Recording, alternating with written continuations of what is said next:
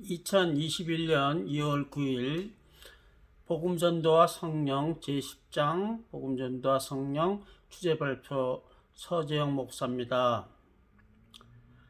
12사도를 비롯한 120명의 예수님 제자들이 주후 1세기 교회에 놀라운 성장을 가져왔습니다.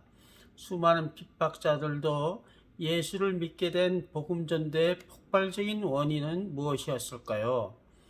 반면에 오늘날 교회는 무엇을 상실했기에 성장이 멈췄을까요? 베드로의 그림자라도 환자에게 덮이면 혹은 바울의 손수건이라도 환자에게 얹으면 치유의 역사가 일어났던 초대 교회의 기적들은 당시보다는 지금 못하지만은 오늘날도 일어납니다. 사도행전 1장부터 13장 사이에 성령 언급 구절이 약 40개 이상이 나옵니다. 초대 교회에 부어진 하나님의 은혜는 성령의 능력 때문이었습니다. 사도행전은 성령 행전이라고도 말할 수 있겠습니다. 저자는 사도행전의 제목을 성령의 능력을 통한 사도들의 행전이라고 쓸 수 있다고 말합니다. 그렇다면 과연 성령은 복음 전도와 관련해서 어떤 사역을 했으며 오늘날은 무엇을 할 수 있을런지 함께 생각해 보십시다. 크게 6가지인데 첫째는 1. 성령과 지상명령입니다. 오늘날 교회 전도가 잘 안되는 것은 성도들이 예수님의 지상명령을 지키지 않기 때문일까요? 틀린 말은 아닙니다. 그러나 저자는 성도들에게 지상명령을 강조하는 것과 복음 증거를 촉구하는 것은 오히려 오늘날 교회가 영적으로 타락한 증거라고 지적합니다. 그 이유를 해리 보어의 책 오순절과 사명을 인용해 설명합니다. 요약하면은 초대교회 성도들은 예수님의 지상명령으로 요구한 복음 정보를 순종할 필요를 느껴서 전한 것이 아니라 우리는 보고 들은 것을 말하지 않을 수 없다라고 말했던 것처럼 자연적, 무조건적, 자발적 순종으로 복음을 전한 것이기 때문이라고 말합니다. 성령이 성도에게 강력히 역사하면 교회는 성도에게 구태여 복음을 촉구할 수가 없습니다. 복음 전도를 촉구할 필요가 없다는 말이죠. 사도행전 1장 8절은 요약하면은 성령이 임하면 권능을 받고 증인이 된다는 말입니다. 오늘날도 성도는 성령이 임하기를 간구해야 하고 성령의 능력을 받는 것이 교회가 성도에게 지상 명령이나 어떤 종류의 복음 전도를 촉구하는 것에 앞서 이루어져야 합니다. 그러면 성령의 능력은 무엇이고 어떤 사람에게 주어질까요? 두 번째로 성령과 능력. 성령의 능력은 삶을 변화시키는 하나님의 능력입니다. 예수님이 제자들에게 볼지어다 내가 내 아버지 약속하신 것을 너희에게 보내리니 너희는 위로부터 능력을 입을 때까지 이 성에 유하라 하시니라 하시고 말씀하신 이유는 제자들이 성령의 능력을 힘입지 않고 자력으로 복음을 전하면 자신들 마음속에 들어있는 것만 말할 것이므로 제대로 복음을 증거할 수 있도록 진리를 증거하실 성령이 오실 때까지 기다리라고 하신 것입니다. 성령의 능력은 바울이 다만 성령의 나타남과 능력으로 하여 너희 믿음이 사람의 지혜에 있지 않고 다만 하나님의 능력에 있게 하려 하였노라 하고 말한 것 같이 성령의 능력은 곧 하나님의 능력으로 사람의 능력과의 차이는 사람의 말은 누군가를 설득할 수 있으나 사람의 삶을 변화시킬 수 있는 분은 오직 하나님 한 분의 능력, 곧 성령의 능력이라는 점입니다. 그러면 성령의 능력은 어떤 사람에게 주어질까요? 성령의 능력은 하나님을 순종하는 사람에게 주어집니다. 사도들이 사람보다 하나님을 순종하는 것이 마땅하니라. 그리고 우리는 이 일의 증인이요 하나님이 자기를 순종하는 자들에게 주신 성령도 그러하니라 하고 말했을 때 핍박자들은 채찍질하며 예수의 이름으로 말함을 금지하고 풀어주었으나 사도들은 오히려 예수의 이름을 위하여 능력받는 자에 합당한 자로 여김을 기뻐하고 날마다 어디서나 전도함을 멈추지 않았습니다. 스데반은 은혜와 권능이 충만하여 큰 기사와 표적을 행한 것도 성령이 그에게 능력을 주셨기 때문이며, 순교하면서도 주여 이 죄를 핍박자에게 돌리지 마옵소서 하고 기도할 수 있었던 것도 성령이 그에게 하나님에게 순종하는 능력을 주셨기 때문입니다. 오늘날 우리는 그리스도를 경외함으로써 피차 복종하라 하는 말씀대로 하나님 말씀에 순종하고 있습니까? 그렇다면 과연 어떤 마음과 깨달음으로 복음을 전달해야 할까요? 세 번째로 성령과 복음의 전달입니다. 먼저 전도할 때 마음부터 생각해 보십시다.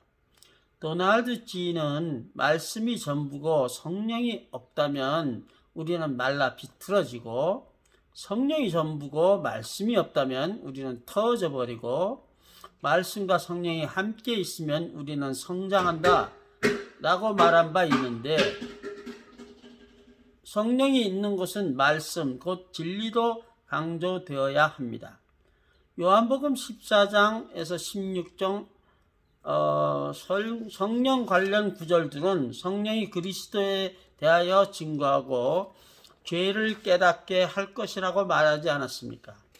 예수님은 진리를 말씀하셨고 진리에 대하여 증거하셨는데, 이 진리는 바로 영접하는 자에게 생명을 가져다 주는 생명의 성령인 것입니다. 예수님이 니고데모에게 물과 성령으로 거듭나지 않는다면 하나님 나라에 들어갈 수 없다라고 말씀하신 이유는, 그 생명의 성령이 활발하게 교통하지 않으면 영원한 생명을 누릴 수 있는 하나님 나라에 들어갈 수 없기 때문입니다. 성령은 교회에 성령의 9가지 열매를 맺게 해주실 뿐만 아니라 우리의 기업을 보증하는 등 많은 은사를 나눠주는 분입니다.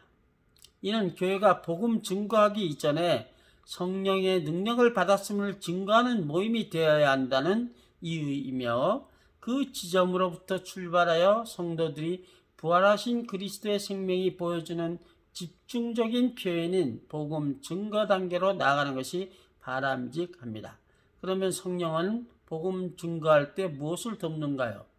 네 번째로 성령과 회심에 관해서 말씀드립니다. 복음을 증거할 때 듣는 사람들이 할 일은 회심입니다. 성령은 복음을 듣는 사람이 올바르게 회심하는 것을 돕습니다.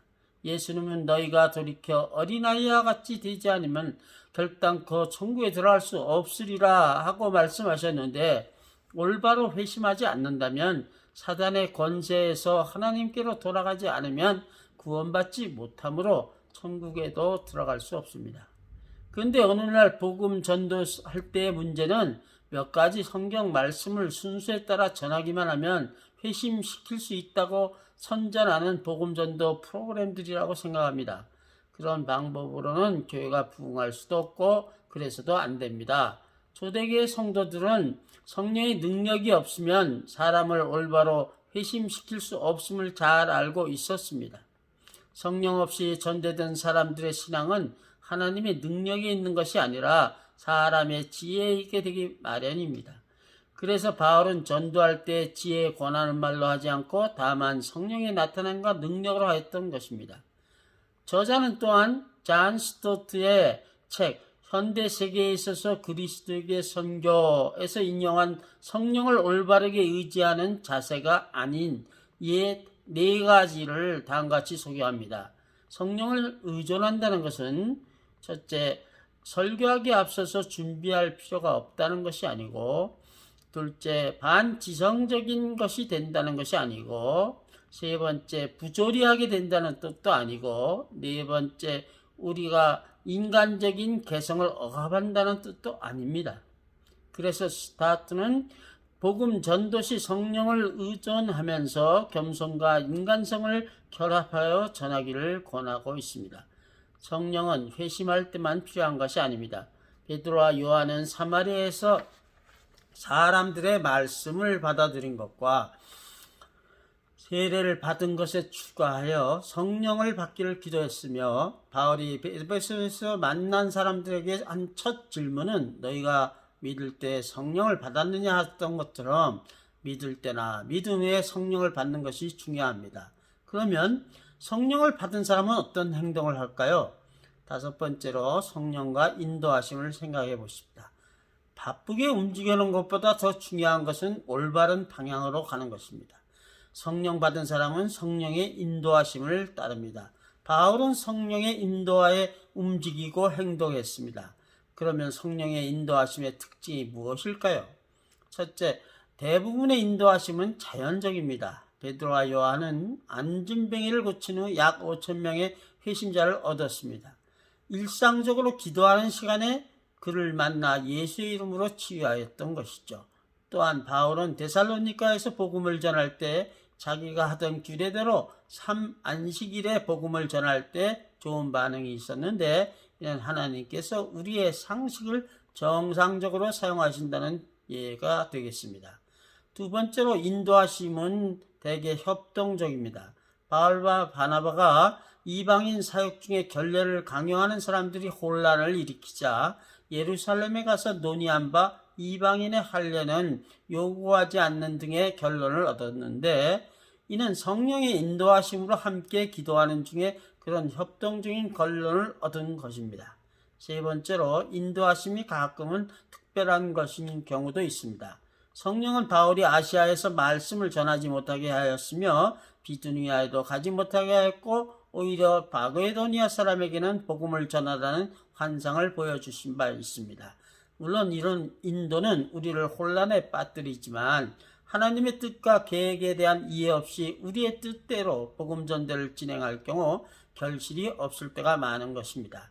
하나님의 뜻을 알고 그에 순종함이 자신의 능력을 의지하며 끝없이 수고하는 것보다 가치가 많습니다. 성령은 장래일도 알리며 모든 것을 가르칩니다. 그 성령은 우리에게 하나님의 뜻을 알게 하고 그 뜻을 행할 능력을 주시기 원하는 것입니다. 그렇다면 하나님의 뜻을 묻는 방법은 무엇일까요? 답을 먼저 말한다면 무시로 성령 안에서 기도하는 것입니다. 그러면 성령은 어떻게 우리의 기도를 돕는가요? 어떻게 해야 성령으로 충만할 수 있을까요? 여섯 번째로 성령과 기도에 관해서 생각해 보겠습니다. 바울은 영적 싸움에서 승리하기 위한 하나님의 전신갑주를 하나하나씩 나열한 후에 모든 기도와 간구로 하되 무시로 성령 안에서 기도하라고 말합니다. 기도 없이 사단의 괴계를 이기고 복음을 증거하여 새 신자 새 생명을 얻을 수 있겠습니까? 예수님의 제자 70인이 전도 여행 중 사단을 이긴 것은 그들이 성령 충만하여 성령 안에서 기도하였기 때문입니다. 덩컨 캠블이 하나님의 나라는 교회가 사람들에 의하여 충만해짐에서가 아니라 사람들이 성령 충만해짐에 의해서 앞당겨질 것이므로 사람들의 성령 충만이 가장 필요하다고 말한 바 있습니다. 사람들의 성령 충만이 초대교회 복음 증거의 원동력이었습니다. 바울이 오직 성령의 충만을 받으라고 말한 것은 한두 명의 크리스찬에게만 말한 것이 아니라 에베소 교인 모두에게 말한 것이고, 우리도 오늘날 성령의 충만을 받을 때 열정적으로 효과적으로 복음을 증거할 수 있습니다. 그렇다면 과연 성령 충만 받으려면 어떻게 해야 할까요? 또한 성령의 일을 이루기 위해 우리는 어떻게 하여야 하나님의 능력으로 무장될 수 있을까요? 첫째, 모든 죄를 회개하여야 합니다.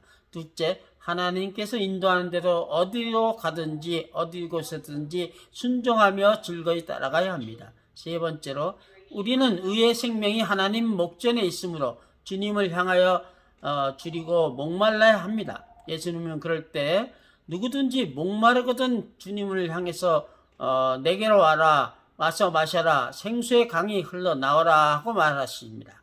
그때 우리는 마셔야 합니다. 한번 목마르면 끝이 아닙니다. 계속 목말라야 합니다. 계속 예수님께 나아가 마실 때만이 생수의 강이 흘러나오는 것입니다. 베드로가 오순절에 복음을 선포하여 제자 수가 3,000이나 늘어난 것처럼 우리도 복음 전도의 열매를 얻으려면 성령이 우리에게 새로 임할 필요가 있습니다. 베드로가 너희가 회개하여 각각 예수 그리스도의 이름으로 세례를 받고 죄사함을 얻어 그러하면 성령을 선물로 얻을 것이라 라고 선포했을 때 그들이 구원받지 않았습니까? 불신자가 이 약속의 말씀을 믿고 하나님께 나아올 때 하나님은 성령을 선물로 주실 것입니다. 그것은 또한 하나님의 약속을 믿고 성령을 의지하여 복음을 증거하는 우리 성도들에게 주실 상급입니다. 우리 모두 사람의 지혜 대신 성령의 능력을 의지하여 담대히 복음을 증거하십시다. 아멘.